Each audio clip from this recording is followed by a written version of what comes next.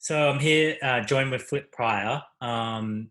Flip, you've gone on an interesting journey over the last couple of years with your relationship with alcohol, Yeah, and I'm really keen to kind of dig into that, and then also your experience now um, in coming into these times and not drinking through, so far as of after taking yeah, a year off drinking and then not drinking so far through this and experiencing the COVID situation and the kind of stresses that come from that.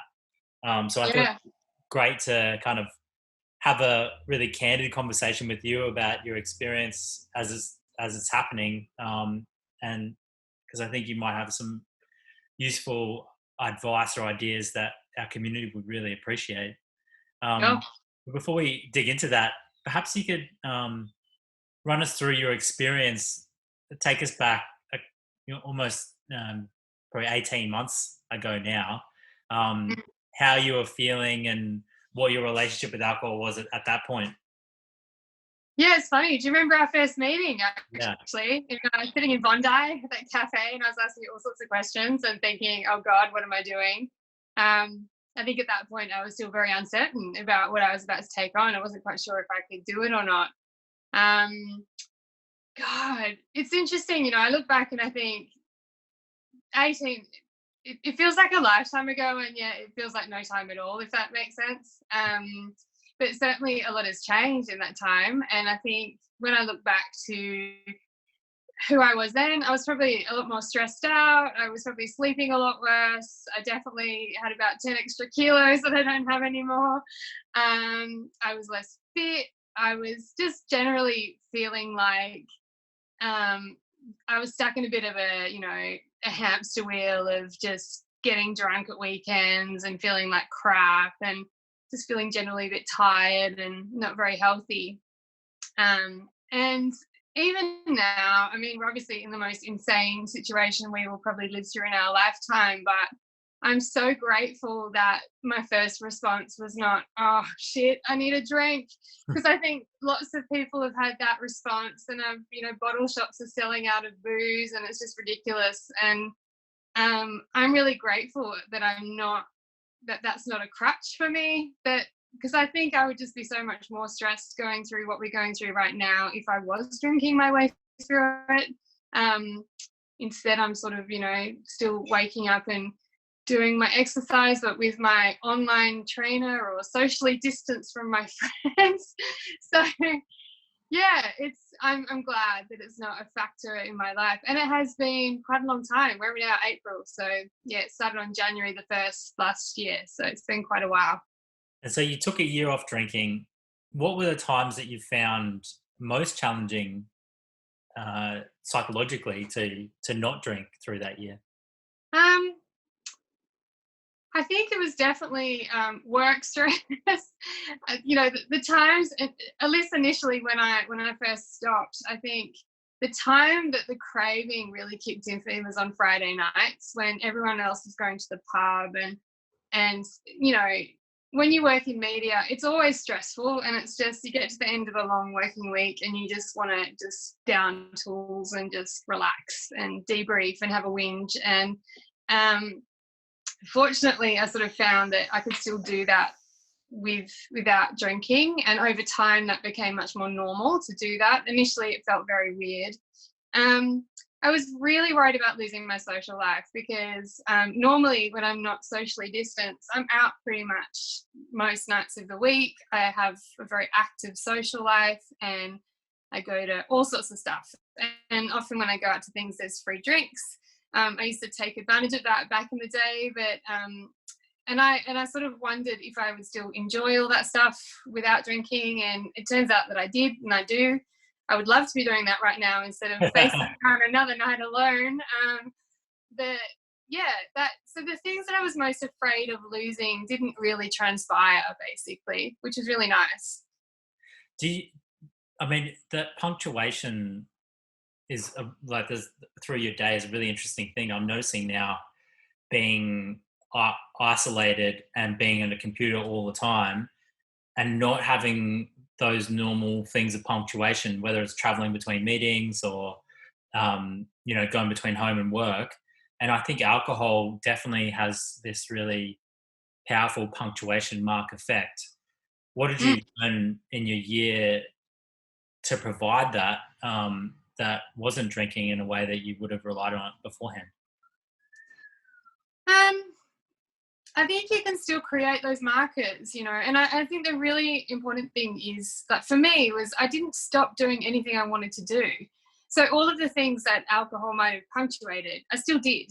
It's just I did it with a sparkling water in my hand or a kombucha or, something else basically. Mm. And it's when you kind of in your own head lose this idea that you need alcohol to be that punctuation mark. Over time, it becomes just much more normal.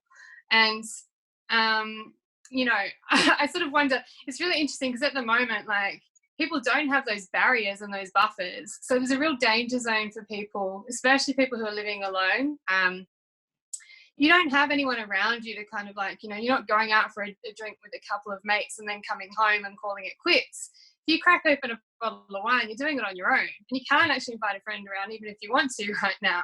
Mm. So some of the kind of the social protectants, I guess, are gone. And I think people should be really conscious about that. I sort of canvassed that in the piece I wrote the other day for ABC around, I chatted to a great psychotherapist who said, one of the real danger zones for people is when you start drinking alone.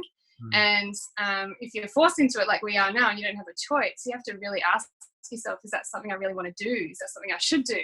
Or is that like a slippery slope? But yeah, I found that, right now I have no markers. I think I take 3 steps from my desk and I'm on the couch. So it's kind of, there's no context. My place is very small, and I'm not leaving the house at all. So, there's no punctuation. Punctuation's gone. So yeah, it's difficult to know what the substitute for that is in the sort of world that we're living in now. It's almost as though your year prepared you for this experience in a way. I have thought of that. The thought has crossed my mind that I feel very lucky in a way because I could not possibly have known this time last year that I would be living like this. In fact, it would have been the furthest thing from my wildest imagination. I don't think any of us could ever have predicted how quickly our life has just changed. And certainly, maybe just over a year ago, my impulse would have been to go and buy a bottle of wine for sure. Like I would have done it. I would have possibly done it several nights a week. Who knows? I was always kind of like drinking at weekends and not really much during the week. But when you're stressed and lonely and miserable, and it's, I can see why it would end up being a crutch if you're in that situation. But yeah, so I'm glad I don't have, like, for me, it's so normalized now that I don't really have, the impulse is not there. And also I'm aware of the danger of doing it. So I think that makes it doubly important not to do it. How uh, how much time do you think it took for you to get to that level of comfort? I mean, was there a point through the year, or was it the end, or was it the very beginning? Um, I think it's about hitting the milestones that you think are going to have the biggest impact, and then you get through them and you realize that's not such a big deal. So when you talk to people, often people will be like, "Oh, but I'm going to a wedding. I can't give up drinking yet because I've got a wedding to go to," or "Oh, it's my staff Christmas party," or "It's my mate's birthday." And the more you do those things and go, and then you realize that no one else, people will harass you for a minute when they realize you're not drinking, and then they forget because they get drunk. And after a while, they get super drunk and pretty boring, and then you go home because they're spitting in your face. So you start to see, not only do you kind of get past that idea that you have to drink in order to socialize, but you also start to see some of the negative effects of it because you're stone cold sober when everyone else is not. So the more you see that over time, it sort of accumulates, and then you get this sort of muscle memory that reminds you, oh, I've done this 10 times now, so I don't need to think about it that hard. And then over time, it becomes even more normal. So you automatically reach for the water instead of the glass of wine when it's offered to you. I think changing habits is a long-term thing, and I think it's great when people give up for a month, but I think for me, there's no way I could have done it in a month and then gone, right, that's it. I think you need to sort of give yourself time and be patient, because in my case, I was changing habits of a couple of decades. So that's a lot of repetitive behavior that you have to suddenly stop in its tracks and do something else completely. Like, your brain is not used to it. So you're actually retraining yourself, and your brain is quite, cunning, and tells you, oh, but you want this thing, it's going to make you feel better. So it's quite, in short, I guess it's like a slight battle in the beginning with yourself, and then over time it gets easier and easier, and now it feels much, much easier. Did you find any relationships difficult to maintain, friendships, family relationships, through this process? No, I think there's probably a couple of people I would see a bit less. I don't like them any less. It's just that if their social life revolves around getting drunk and mine doesn't, it's kind of, you know, um, that's their choice, and that's fine. And no judgment, like, if that's what they want to do. Um, no, I think my relationships have improved, actually, because basically I've had so many people come up to me in the workplace, and friends come up to me quietly and really surprise me and say, oh, hey, I read all your stuff, and by the way, I've been doing this for 6 weeks. And I'm like, oh, that's really exciting. Like, come and chat about it anytime. And people are sort of a little bit shy about coming forward, but then there's more and more of us now. And that's actually really great, because I feel like, other people getting on board makes you feel even better about things, and then the more people do it, the more you can support other people who want to do it as well and feel like they can't. So yeah, that's kind of why I was really open about it. So to let people know that, it's okay to do. But yeah, relationships have definitely improved. I feel like when I spend time with my friends, it's much more, the conversations are probably less repetitive, maybe a bit deeper. We're very honest about everything. It's been really nice, actually. And as a journalist, really, that has explored this area in our culture, it's sort of written a lot about it now, and research about it, spoken to a lot of experts in different kind of fields. How do you see, what kind of thoughts come to mind when you tease out the fact that alcohol's an essential service on the government's list, and there's this growing trending hashtag of day drinking that's happening, in our communities, and there's this real perhaps over dependence that's created on it. What are your kind of thoughts on that? Look, I think the sense I get is that there's a bit of collective guilt, but also that kind of conspiratorial feeling you get when we're all doing something together that we probably shouldn't be doing. I think people, as you know, people get weirdly resistant when you say, or when you give up drinking, people get a bit weird about it, because you're sort of opting out and going, nah, it's not really good for you, it's not that healthy. And,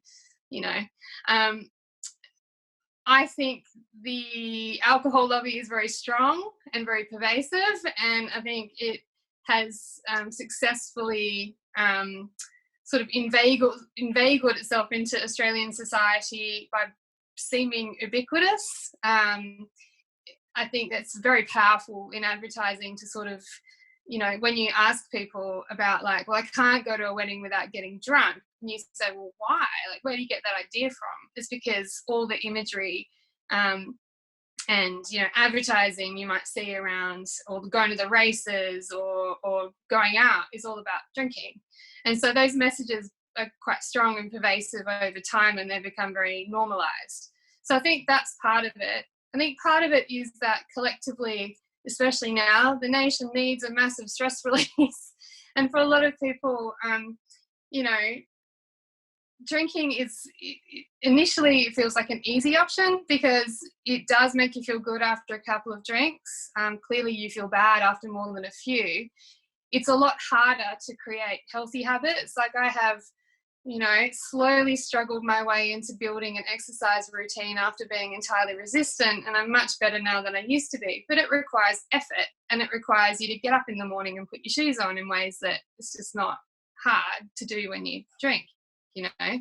Um, I think, yeah, I like to think sometimes that in time we will regard drinking to excess in the same way we look at smoking. And there's always lots of parallels drawn between the strength of the tobacco lobby back in the 80s, and then now you look around and basically hardly anybody smokes because people understand that it's socially unacceptable, it's not very good for you, and it probably kills you at some point. We're not there yet with alcohol. I think those messages really struggle to get through for some reason. There's direct links with cancer, but for some reason those reports sort of come out and drop away, and then the report that says you can drink red wine for your heart health will go gangbusters.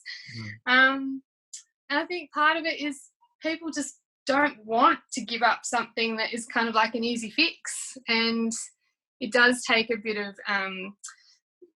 courage to step out of the pack and change and say, no, I'm not doing this. I don't care if everyone else is doing it too. It's a hard thing to do. But I think the more and more people do it, and the more that that movement sort of grows, the more perhaps governments will get on board and see that they should support more of that. It's been very interesting to see the alcohol big groups buying up the alcohol-free products. That's fascinating, and that sort of says to me that they see that this alcohol-free drinks are stealing a slice of the very competitive market. So yeah, that's kind of been an interesting trend over the last couple of years, and it'll be interesting to see where that goes. I don't know if that answers your question, but you think it's positive? Not necessarily, because I think it gives them an out to say, well, yeah, we sell lots of alcohol, but we also have this alcohol-free product, so we're doing our bit for responsible drinking. I think, it's a bit like the existence of places where you can go and gamble with people who've got gambling addictions. It's like, no, we're not doing anything wrong. We're just the facilitator, but clearly there's a lot of harm that is done from excessive drinking, and I think more could be done to really get those messages through to people. I think it's happening a bit with younger generations. I think people who are substantially younger than me, unbelievably, are drinking less than their boomer parents and people in my generation, which is really great. And I think that's partly around being super conscious of health, partly around being super conscious of how you look on social media sites. I didn't grow up with those in my 20s, and that probably had a big impact as well. So yeah, I think things are starting to change slowly, but we're still drinking too much as a nation, and we're still recognised globally as like, oh, those Australians, they drink a lot. It's very noticeable when you go overseas to some countries. And so if you were to imagine that you didn't go through this year, you've just gone and learned all these skills, what small things would you advise your historical self to do in this time of stress? I mean, how would you actually provide advice to that person? What would be the kind of in?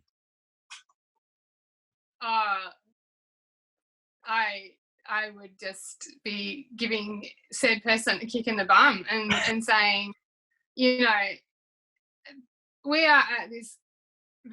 a point where we need to pay maximum attention to our physical and emotional and mental health, in short. This is a very difficult time. It's going to be difficult for months, and I would be very wary of any short-term fix or any attempt at kind of going, oh, I'm just going to drink my way through this and then it's going to be okay at the other end.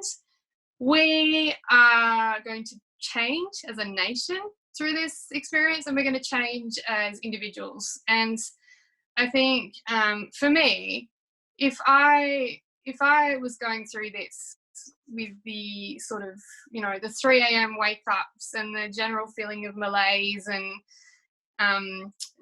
just tiredness and sort of, all of those negative effects I talked about before, I have to live largely socially isolated, alone in my place for the next few months. And so I feel like if I was going to tackle it that way, I would be piling on a whole bunch of extra avoidable misery.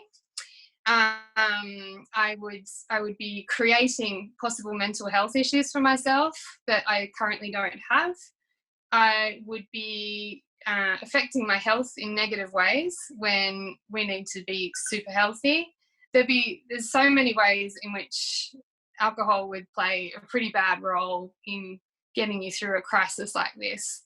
I love maximizing our mental health. That's a really great way to look at it. Yeah, I kind of like, number one, I'm hoping I survive this. I think it's a big one. I hope we survive, and I hope everyone I know survives. And I sort of want to pop out the other end, kind of changed but ready to sort of take on this new world. And I don't want to sort of do a backward slide and feel terrible, or and I think all I can say is I never thought I'd say this. I'm just like the most exercise resistant person ever. But the thing that is like being able to wake up in the morning and not be hungover and do some exercise to set myself up for the day, with every day being so horrendous and horrible, has been a lifesaver. Absolutely. So, and if I was still drinking and falling asleep late and waking up hungover, I wouldn't be doing that either. So all of this stuff has kind of built a sort of resilience that I'm really glad I've got at the moment. And it's not too late to start if you're thinking about it. Start now. It's kind of the perfect time. Yeah, start now. There's plenty of online exercise to do. So well, Flip, thank you so much for sharing your time for our members. We really appreciate your advice. No worries. Yeah, thank you so much. My pleasure.